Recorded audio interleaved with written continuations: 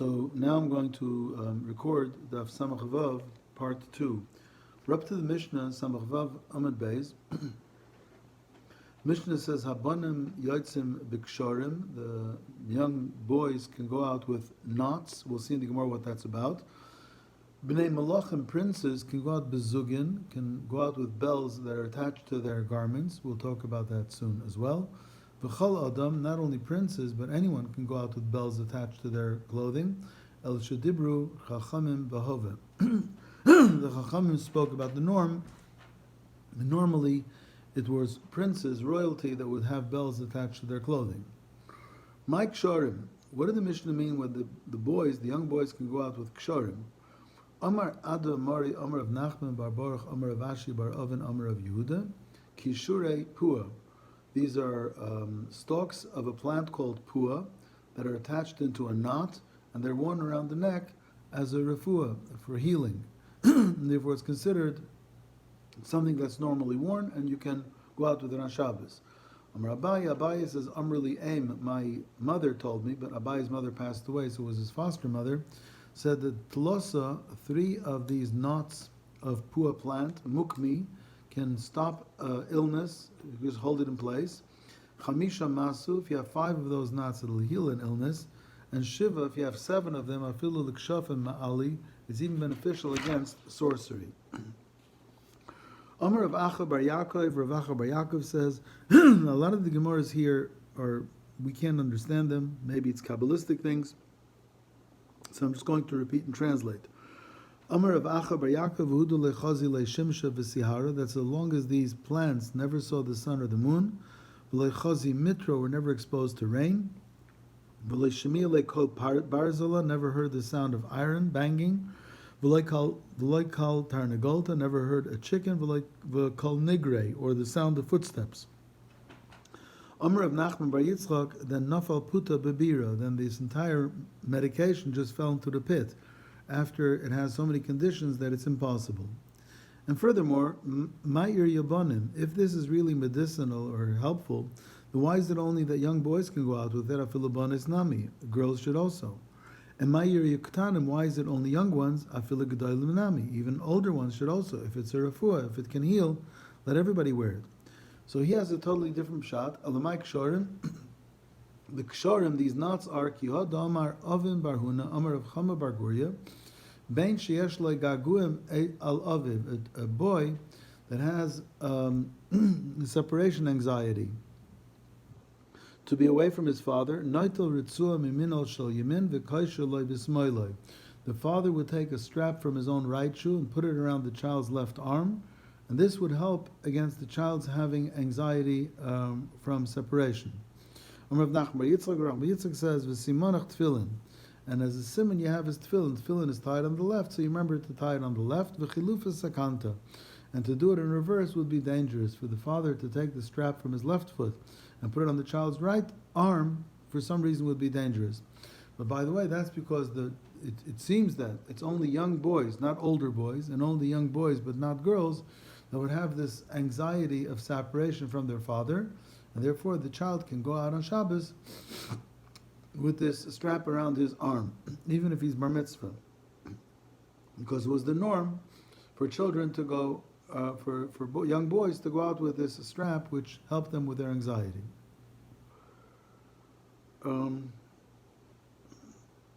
Okay, so let's discuss something for a moment.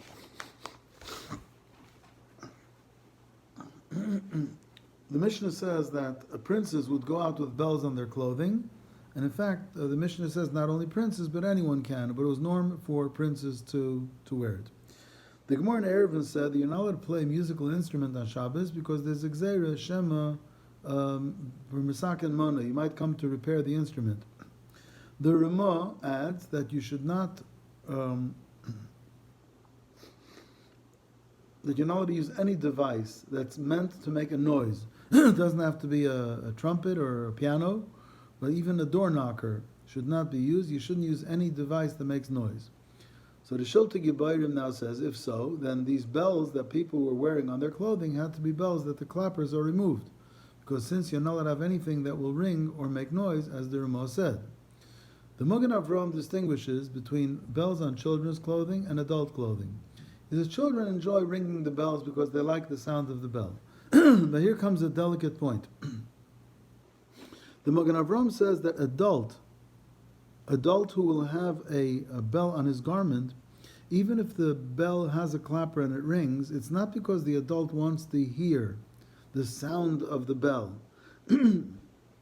It's because the bell with a clapper is an ornament which fancy people wear on their garments. So the clapper on the bell is not one that we're interested in the sound. He says the Ramah prohibited anything that makes a sound which you have for the purpose of making a sound. But the purpose of the clapper and the bell, when the bell is attached to an adult's garment, is because that's the way the ornament is made. It's made to be a bell with a clapper. I'm using a bad example, and I'm trying to get a point across here. Let's say the Liberty Bell in Philadelphia is a bell that has a clapper, but the purpose of it is not to ring. The purpose is it's a bell. It's a bell with a clapper, but it symbolizes something else. So here too, the bell on an adult's garment is an ornament, and as an ornament, it's a bell with a clapper. But since it's not really intended to ring, because adults don't really care about the ringing, the Magen Avraham says it's allowed. The Eliyahu Rabbah disagrees with the Magen Avraham, and he says that even adults or children are not allowed to wear garments that have bells on them, because the Ramah says that you're not allowed to have anything that makes a ringing sound. Okay. The Taz, the Turei Zav, says that it's usher to have bells on a paraychis or on ornaments of a Sefer Torah, even though the purpose of it was that when you opened the paraychis or you carried the Sefer Torah, it would ring. People would know it's time to stand up, but it's usher. The Magen Avraham disagrees. Magen Avraham says that, first of all, we're not interested in the melody of these bells. It's just that this noble crown on the Sefer Torah is a crown that has a bell. But we're not interested in the melody. It's the same way that adult men can wear bells with clappers on their garments because they're not interested in the melody of it. It's just that is its ornament. So the Sefer Torah also has a crown that has an ornament that has bells with clappers, but not because we need the ringing. And also today, the individual who carries that has no interest in making the noise. The Shach disagrees with the Magen Avraham, and he says that it's usher to have bells on the paraychis and on the ornaments of the Sefer Torah. Mishnah Berurah says preferably to be machmir. It's interesting, Rav Shlomo Zalman Auerbach, the Shach who says it could be that it's mutter. The Shach also it could be it's mutter because it's l'tzarech mitzvah. L'tzarech mitzvah, the people should stand up for the Sefer Torah going by, or when the paraychas, the Aron Kodesh are being opened. So maybe the Chachamim never were geyser on something that makes a sound l'tzarech mitzvah.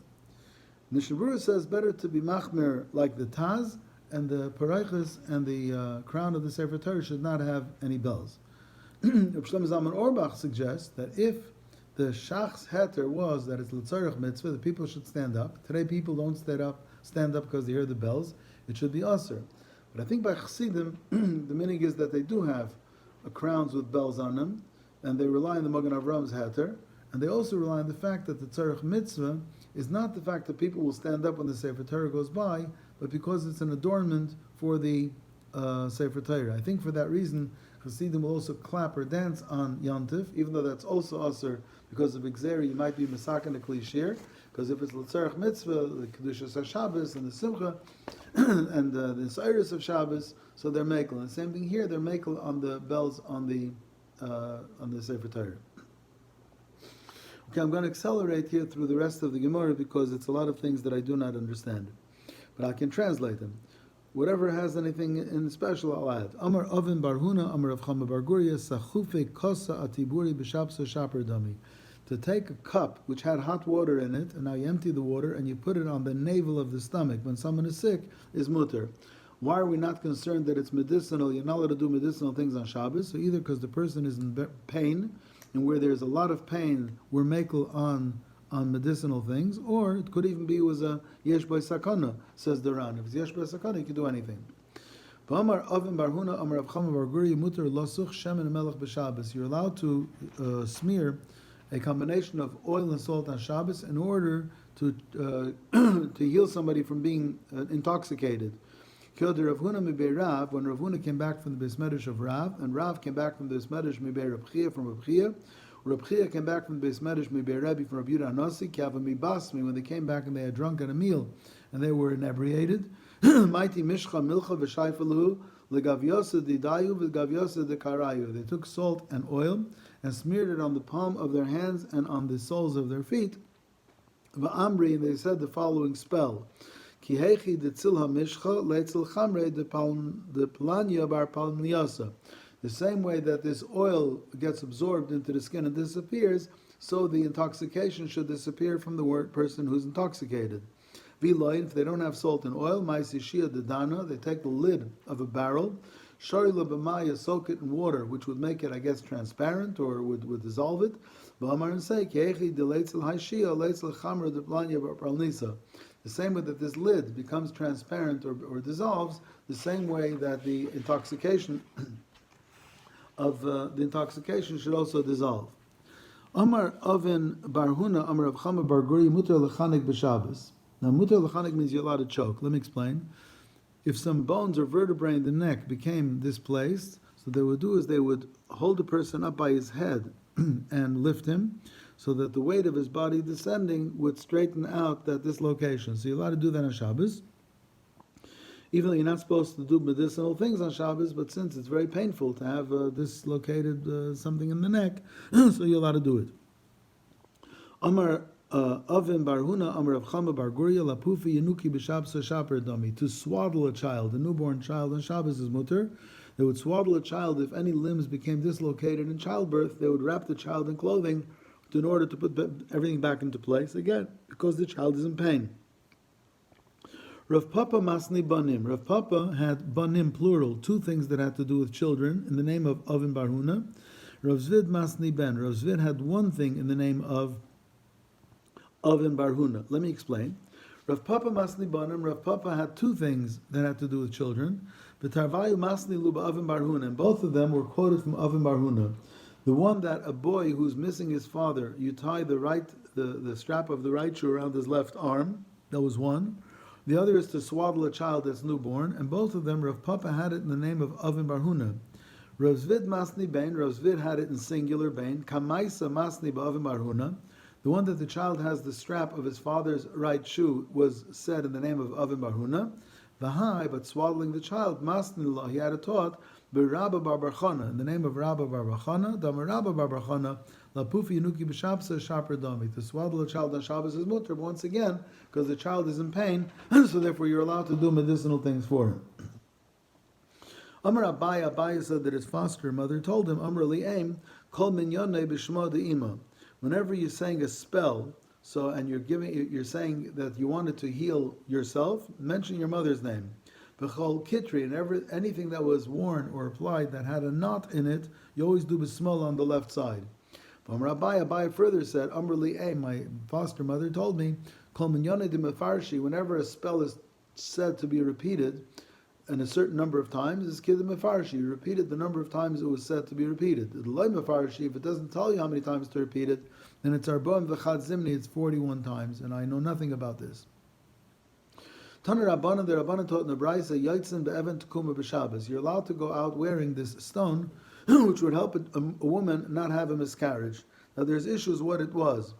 Eliyahu Rabbah says it was a hollow stone that inside its cavity had a smaller stone that rattled around. Another pshat attributed to the Ran says it's a diamond, and tekuma means it stands strong, like a diamond stands strong and you can't break it. The Rashba writes that there's a certain thing you do with it, but it doesn't write what to do. Rabbeinu Bechaya says that it's a ruby. In any case, so you're allowed to go out with it on Shabbos. Mishum Reb Meir Amru Av b'mishkal Evan Tekuma. Not only is the Evan Tekuma a amulet or something that works against miscarriage, but you can weigh something against the Evan Tekuma, and the thing you weighed against it will also be effective. Not only a woman that's already miscarried, but to protect the woman from, God forbid, miscarrying. Not only if she's already pregnant, but to protect her that in case she becomes pregnant, she should not miscarry the pregnancy to come. To weigh object B against the Evan Tkuma is only if object B weighed precisely, exactly the same as the Evan Tkuma. Abai wanted to know Mishkol to Mishkol Mai. Can you weigh C against B when B was weighed against the Evan Tkuma? Teku, the Gemara does not resolve it. And it gets even more obscure. Abai says, my foster mother told me, Le'ishta bat Yoma, if you have a fever that comes one day and goes away a day, comes a day and goes away a day, Lishko Zuza Chivara, take a pure new silver coin, Lezel Limilchasa, go to a pond where they used to evaporate water and the salt used to remain, like a pond near the sea. Belisko Maskole Milcha, and weigh salt against that coin. Now, Vilitzayre Bechalola de Beitzavar. Now, tie that salt at the lower part of the throat, near the neck. Venira Barka, using a thread of a hair. And Viloin, if you don't have the ingredients, Leisev Aparashas Dracham, stand at a crossroad, V'chichazi Shum Shemana Gamla Dudari Midi, when you see an ant carrying an object, Lishkele, take it, V'lishtei Beguvsa Denachasha, take the ant and put the ant into a copper tube, V'listame Bavora, seal it with lead, V'lichasme B'shisin Gushpanki, and seal the tube with 60 seals. V'lavarzule, then shake it, V'lidre, and carry it, V'leimale, and say to the ant that's in the tube, Tu'unach alai u'tunai Allah. What you are carrying, I'm willing to carry that. And what I'm carrying, my fever, you'll carry. Who knows, maybe somebody already saw that ant once and unloaded his illness upon the ant. So now if you're going to say that whatever the ant is carrying you want, who knows what you'll get from that ant? And you say to the ant, Tunayu tunach Allah. What you're carrying, whatever it is, and what I'm carrying should go on you.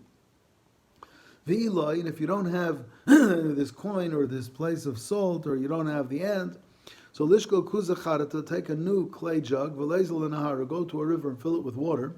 Nahara usvan kuza demayel urcha diklali. He says, water, river, lend me this jug of water because I have someone that came to visit me. That's my sickness. You turn it 7 times around your head, and throw the water over your back into the river. And say, river,